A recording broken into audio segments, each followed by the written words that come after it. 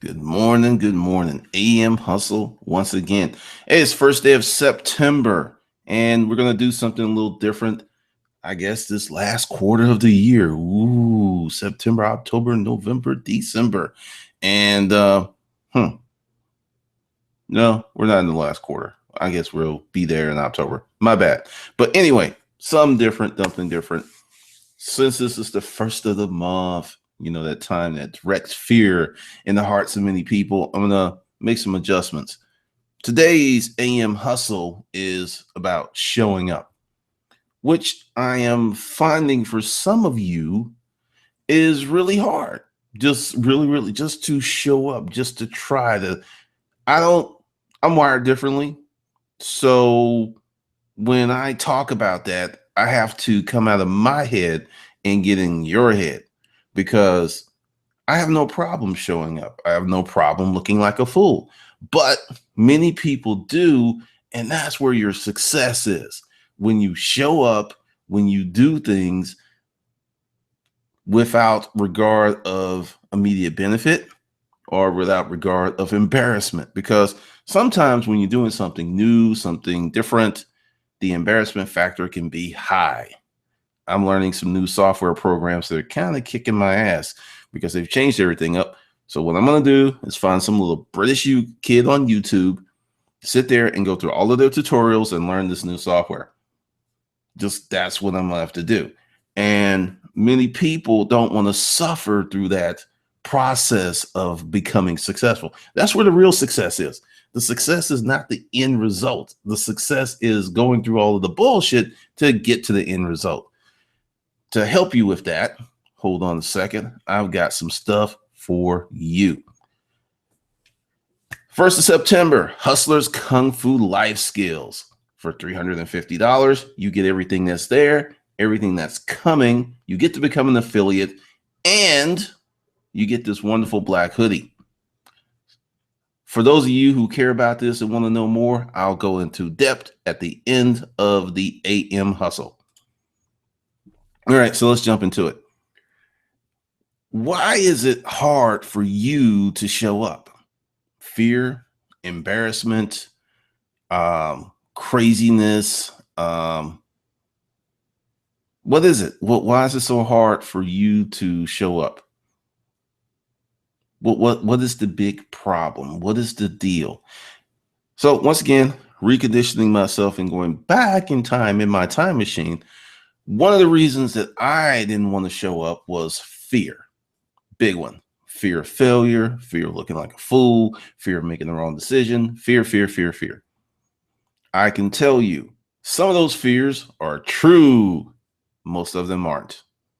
You just don't know which ones are going to be true in your particular case. So what you're going to have to do is go out there, put yourself out there, and see what happens. This is a case of ignoring conventional wisdom. This is a case of looking different because there's a lot of conversations in my Facebook group, and you can find the annotation or the link below the video to join. It's free. We're getting into some deep conversations about being business owners. There's a nice investment thread that's going. And what I see is things that people were told, like the 401k or the surest path to prosperity is to go to college. All that stuff is being exploded. It's not being challenged. Challenge is, here's a little finger poke. I'm going to challenge you. This stuff is being boom, blown the fuck up, completely blown up. And it's really amazing how that happens when rigorous intellectual thought is applied to it. It's kind of crazy because people will show up for bullshit, but they will not show up for results. And what I mean by that is, on my page, I'm doing a lot of experimenting with Facebook Marketing, not my page, but my personal page. I am doing stuff to see what the Facebook recommend engine will do to people. And there's a certain post that I put up, the same people consistently come, which says Facebook is like, hey, you were part of this conversation last time. We're going to make sure you be part of it again. Now, I'll post something that's relevant, full of substance. Facebook recommendation engine, not so much. We don't like that. We like fuckery. And that's really, really interesting. There's certain people who come to have what I call bullshit arguments that go nowhere. I mean, I'm sitting there waiting for stuff to process and I'm playing with these fools. And it's just really, really interesting how invested people will become in something that they can't solve because it's easy. So that's what I'm saying about showing up for fuckery. Now, I showed up one time, and this is what really set the stage. It was the end of the first year. We did really, really well in the storage auction business, but both of us had bills out the ass. So there was profit, but it was sucked up by bills. You know the feeling. I'm quite sure some of you are right there right now. I had $28 in my pocket, full tank of gas, in a house full of food. You know, refrigerator was full. So I had gas, food. I was good. You know, the heat was on. You know, I was good. The bills. Just long story short, when you become self-employed, you should get in the habit of prepaying your bills. So sometimes I would like prepay my electric bill like 3 and 4 months. You know, let's put it this way. I was good if I didn't earn any money for a good 2 or 3 months, just based on the fact that I prepaid bills, prepaid electric, prepaid cable. But I had $28 in a full tank of gas. I knew I could hustle up something. It was around Christmas time, about 3 days before Christmas. And we had units, and it was just kind of slowed down. The flea market slowed down. And there was all these auctions. And I said, well, I'm going to go. And my partner's like, why? You have no money. And I was like, well, why not? Simply, why not? First year, right? First year in the business. So I go out and I go to the storage auction. And I was just curious because it was so addicting. You never knew what you were going to see. It was just so much fun. I was just going for pure entertainment value. So I get there to the first auction. There's 4 people. And I was like, oh, they'll be here. They'll be here soon. Nope.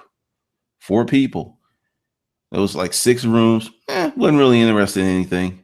Stuff was going not dirt cheap. It was going gravel cheap. Gravel is under the dirt level. And then you get to the slate and the volcanic rock and stuff. It was going deep. I was like, this is interesting. And we go on, and it's a full day, lots of units. I mean, when I started buying, I was getting units for $1. I was getting units for $5. I ran out of locks. I was making deals. I was like borrowing locks off people because I spent all my money. And then it got to the point where when no one was bid, I was like if you give me 30 days, I'll take it and clean it out. Sold to that guy right there who's crazy. I got damn near 30 units for $28. 10 by 20 is full from the ruler to the tool. I'm sitting there like, so when I call up my partner at the end of the day, because it was just so surreal. And I was like, you will not guess what happened. And then he was like, well, what happened? I was like, I got 30-something units. She said, stop lying. No, nobody showed up. There was nobody. Then I talked to one of the managers, and the manager was like, oh, yeah, this time of year, no one shows up. It's Christmas, there's sales now. I was like, really? For real? For real? And that became a very integral part of a strategy that I knew what was going to happen. Because, for those of you in the storage auction business, it may have completely changed with the shows, maybe not. But typically, a lot of storage auction people go dead after Thanksgiving. It's just nothing's happening. So they stop buying. So stuff, supply and demand, it's like really, really cheap. I learned that lesson that was extremely profitable because when tax season came and everybody was flush and all these new people were coming out like Big Willie style, like Jerry, I'll put a G on it. And all this other nonsense, I'm just sitting back. I got all these units. And we were able to sell through that first tax season without having to invest in that extravagantly over the top price inventory because I showed up. There are many of you who have something you're doing, something you're working on, but you're afraid to show up because you don't know what the results. Well, I'm here to tell you, try it. Just try it. Just go out there and try it. If it fails, okay, it fails, but at least try it. Sometimes you win for just showing up. Another time, this was before the storage auction thing, but I think the storage auction lesson was more, it was deeply etched on my brain because it was so profitable. It was so real. It was so just there. I remember there was this sales meeting I had to go to, and I had canceled meetings. The person I was trying to sell the furniture to had canceled meetings, and it just really was, just felt dead. You know, there was no fizzle, there was no pop in the deal. Just felt, yeah, this circuit is going to be, it's on life support right now, but it's going to, yeah, we're going to be like the time of death. That's coming. And I call up the guy and I was like, hey, we can meet Thursday. And he's like, no, we can't. I got this going on. And something happened. Then I call back and he was fired or something. He either got fired or transferred. I'm not sure. And then I'm speaking to this person, never spoke before. So essentially this thing starts all over again. I go in and then I'm listening to Brian Tracy on the way over there. Just, he's not even talking about it. I'm just like, I got so relaxed because I didn't really care. I really, really didn't care. I was like, okay, there's no reason to be stressed out. I'm not going to go in there crawling on my knees. I'm just going to walk in there. I'm going to get the best presentation that I can, and I'm going to have a great day. This is what I'm telling myself. I'm driving. I get there. I meet the receptionist, go in. There's this lady, very nice. We sit down and talk, and she's on the phone, and she's like, come in, and she's on the phone doing all the little stuff and everything. So I pull out what I have to present. She's talking on the phone. She's looking at me, and she's like, thanks for being so understanding. No problem. I'm in a good mood. I'm in a happy place. I got my happy going on. I'm just sitting there, I'm sitting there doodling on the pad while she's doing her thing. It's like drawing stuff, skylines, birds and stuff. Cause she's just, I mean, it's literally, she's on the phone for about 40 minutes. Then she gets off the phone. She's like, I am so sorry about that. We had an internal crisis. It couldn't be avoided. I'm new here. There's all of this stuff that's going on. And then she's like, so what do you have for me? And, once again, I didn't care. So what I did was present the most expensive package in terms of presentation that I could. I was like, well, I'm just swinging for the fences here. I was like, okay, well, this is what you can do. And I also gave her the cheap package. I presented the first one. I said, all right, this is what you're going to do. We're going to knock out these conference rooms, your reception area. Then we're going to go refurb on the training area. So it'll look new. So your employees won't feel slighted like they're getting junk. I mean, they won't know that it's not new, but you'll be paying used price. So I gave her all these combinations and stuff. And she's like, wow. And, I didn't know what that meant. And she's like, this is the first thing today that's easy. I was like, what do you mean? She said, we're going to go with this package because part of our internal crisis is we need to enhance our corporate image. And I've been giving complete carte blanche to do what I want in this location because it wasn't being handled properly. So she bought the most expensive thing I offered. And I just showed up. Didn't really care. Oh, well. And I'm sitting there in my car like, what the hell just happened? Oh, well, little did I know what I was doing was I had reframed my thought process. I had changed my energy, and she was in a state of crisis. And I came in with my calm, my happy. I came in with my happy.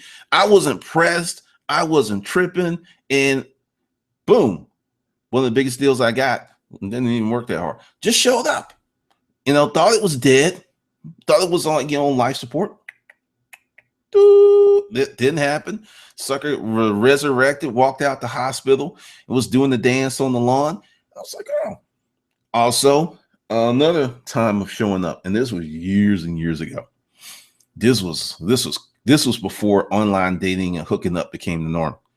I was a member of this writing group, and this girl in the group, she lived in the state. All right, this is a listserv. It's not like it is today with all these pictures and stuff. No, you don't know who you're talking to. People got these little weird avatars. And she's like, I got a friend in Atlanta. And I just think based on the things that you write, you two would just make a wonderful pair. And I'm like, really? Really? Oh, Lord. And I was like, no. And I was like, no. That's cool. I'm good. Because back then the hookups were usually not the best. So she keeps on me. If this goes on for weeks, and I say, I'll meet her. I'll meet her. And this, once again, like, I didn't even ask for a picture. I was like, you know what? I'm not even going to worry about it. So we get on the phone, we talk. She's got this really nice voice. And I was just like, uh-oh, she's going to be a big one. She's going to be huge, right? Because she had that lovely voice that just pulled you in. The voice that I assume crazy stuff. So I was like, man, she sounds like she makes great biscuits. And I told her that, right? And she started laughing. And I was like, oh, this is going to be interesting. So we set up a spot to meet at Piccadilly on Old National, Old Nat back in the day. And I get there, right? I get there early. I'm just sitting there. And then once again, this is before, all the stuff with the cell phones. When you go somewhere and just sit, you usually sit or talk to someone. I'm sitting there talking to this couple and everything. And I'm just like, yeah, I'm meeting someone. Someone hooked me up and they're like, uh-oh. We're like, and then the wait staff and the hostess, she was like, that could be real interesting. It was funny. And then this girl comes in who's banging, just in a business suit, big calves, high heels. I'm like, that's nice. And I was sitting there like, I'm not going to say anything to her because I'll be talking to her, right? Then the girl I'm supposed to meet will walk in. That's just going to be really, really jacked up. Well, she comes in and she's walking and she's got that tentative walk like she's looking for somebody. And then the hostess was like, hey, may I help you? She said, yeah, I'm supposed to meet somebody. And she said, oh, that's funny. This guy's got like a blind date. And she said, so do I. And then she turned around and I was like, for real? Really? Hey, yeah. We're hooking up. And we hung out for about 2 years. Just showed up. Thought it was so what I'm saying is the real problem isn't showing up. The real problem is taking chance and having courage. It's a courage thing. It's a big courage thing because we are taught that you should just be fine. I heard something today that someone was saying that if you fail, then that's a good sign of who you're going to be. I think when you fail, that's a good sign of where you are at that moment, because I have failed massively. I look back at some of the stuff that went down and I'm just like, woo, you survived that, dude. Your kung fu's tough now. And it's just, it's crazy. You will have these moments of things going bad. You will feel bad. But I can tell you that if you continue to go forward, if you continue to keep pushing and you continue to take chances and calculate the chances. Okay, what's the worst that could happen with me going to meet someone at Piccadilly? I don't like them. Okay, that's not earth shattering. What's the worst that can happen with me going on a sales call that I thought was dead with a positive attitude? I don't get it. And what's the worst with me going out with $28 to storage auctions? Woo, I won't get anything. So when you look at what can go wrong from an honest standpoint, and if it's not going to take your life, it's not going to leave you broke, it's not going to harm you, what's the problem? Many people have a problem with taking chances. I will speak to the YouTube deal. In 2009, when I started this channel, I tried to bring a lot of people along with me. And I was like, I don't want to do YouTube. I don't want to do YouTube. I don't know about that. And no, they just didn't want to do it. Then maybe 5 years into it, all of a sudden, people in my inbox, hey, could you come to the house? Could you do like YouTube class? I was like, no, I'm busy as hell right now. No, I don't have the time. And if I do, I'm going to charge you, because what you're going to do is take advantage of the friendship. And some of those people who reached out to me, since, I respected myself and my abilities and my talent, because I know what the fuck I'm doing here, they don't talk to me anymore. Wasn't on the team in the beginning, wouldn't show up, didn't want to look into it, didn't want to explore it, didn't want to do nothing. But all of a sudden, I was supposed to just jump and be there and do all this stuff and pour all of my knowledge into their empty heads for nothing except good boy. Get the fuck out of here. And that's one of the things that, I want you to be different, because when you start showing up, some other things are going to happen. You're going to start getting more of everything in your life by just consistently showing up. Let's just say you show up and you're horrible, you're terrible. You used to be a really bad salesperson. I'm gonna show up and just fuck up the presentation. Oh, it was horrible. And I remember one time, this guy who was a salesman, he said, "Okay, let me tell you what you did wrong. This. And this is after he said, "No, I'm not buying shit from you." He sat down with me. He's like, "Okay, you need to do this. You need to do this. You didn't have to tell me that was not going to work that way." And just boom, just told me everything. And I was just like, "Wow, thanks. My feelings are hurt. Let me pick my face and my heart up off of the floor." Because I mean, he didn't like rip into me like the rent-a-crate sales meetings. Oh no. Those were kind of like combat military rip-ins. But he just said some choice words, and I had to go, "Damn, it's true. It's just true." And over time, if you keep showing up, you're just going to get better and better and better and better. And the first thing is to get past that awkward, crazy, uncomfortable. It's going to be there for a few days, weeks, months, or years, depending on what you're doing. But once you get past it, you just one day you wake up. I mean, I started walking into sales presentations talking smack. It was just like playing games. It became fun. It's like, I've been talking to you, but you're the guy that makes the decision now, aren't you? And I really sell to, because this guy may like me, but he cannot pull the trigger on the deal. And that's a